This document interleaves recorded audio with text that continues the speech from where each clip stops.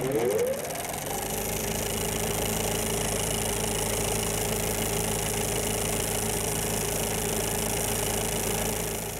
hi everybody, we're at the 2017 TRIFI Film Festival, and we have Mr. Movie with us. I don't know what that means. Is that like your official name? Yes, actually is no. Can I see your driver's license? This is Gary Wolcott. Do I have to have a license to drive? No, What's a license to watch movies. Oh. You have a license to, I have a license to kill. You have a license, no, never mind. Gary Wolcott has spent a great many years watching films and telling people why they should or shouldn't go watch that film. Is that like this great amount of on you? It's hard, you know. I mean, I figure I've seen somewhere around 10,000 movies in the last 30 years. And after a while, they just kind of all blend together, you know. Why did you decide to do that? It was a bad day, you know. It was one of those. I mean, I'm not kidding. It's one of those days. I got into it.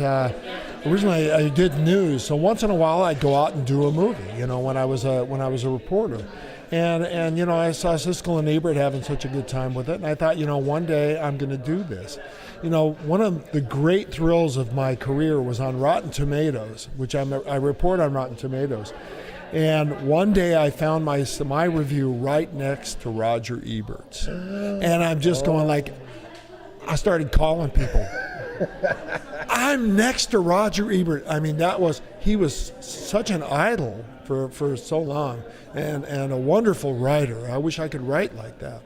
And so I wound up actually several times for some reason right next to Roger Ebert, who never knew I was alive. Well, of course not. Of course, they never do. They never do. So, I mean, you started off doing this as kind of a lark. You know, a lot of radio guys kind of do that. I've done a few of them myself. And, you know, initially it's, I like the film. You know, it was good acting. You know, the scenes were whatever. But then you have to take it and go beyond that. You know, and that was the hardest part for me. My mother read some of early on in my Tri-City Herald career, writing for the newspaper. She goes, "You're very cynical. I don't remember you being so cynical and snarky." So I went back a few years ago and started reading them, and I was much more raw and had a much different perspective, less formulaic than I am today. So your writing kind of evolves. I'm much smoother, but I'm not as much fun. The one thing I've heard that about you. Well, some people think I'm fun, you know. You know, the one thing about writing reviews is like everybody's a movie critic. You're a movie critic. Everybody watching, we're all movie critics. I just happen to have the privilege of writing my opinion.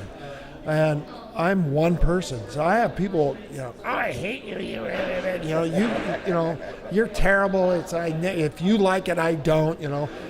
That means you're a critic.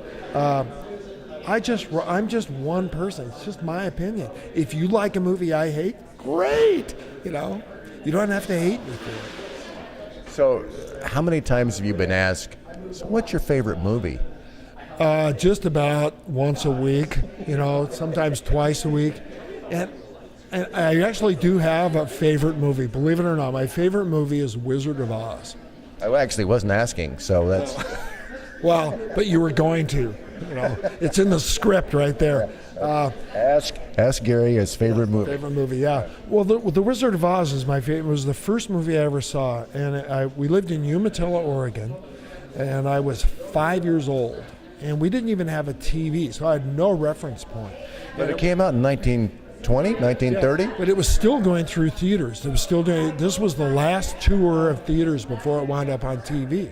And my mom grabbed me, put me on this hard bench with the screen in front of me, and on came The Wizard of Oz. And I've been in love with movies ever since. And if I have to think of a favorite movie, it would be that one. It's the movie. First movie, number one, and number two, it's the movie that made me fall in love with movies. And I am in love with movies. I'm just not so much in love with writing about them as much anymore as I am seeing them.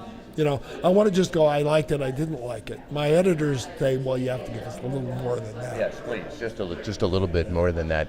So you're here at TRIFI, you're checking out some of the films, and I heard somebody say something to me before everything got going, that was kind of a quote from you that this was the best set of films that we've had yet? I think so. Nat sends me every year 8 or 10 or 12 samples, and this year's quality, light years better than the past. I mean, it gets better every year, the stuff he sends me. But there were 3 of them that he sent me this year that I really loved. One was called Replica, I believe was the name of it. The second one was this great animated feature about a cowboy. And then the third one was called Blight. It was about an exorcism. And they were just pretty terrific movies. And then I just watched the Star Trek one, which was incredible. But I really like short films. Short films, it's one of the, it's like most movies. Like I reviewed a movie this week called The Snowman. And the studio always asked me my opinion. So my opinion of The Snowman was it was an hour and a half too long. It's of an hour and a half movie? It's a 2-hour movie. Oh, okay. It was an hour and a half too long. Would have made a great short story. So you see movies like this, and just it's shortened to the point, and you've got to be really creative and get it all in at once. So I really love short movies. Plus that it's less time to watch one. Absolutely. Well, thanks for dropping by and saying hi to us and talking a little bit about it, and enjoy TRIFI. Thank you, and you should enjoy TRIFI too. Absolutely. We'll be back.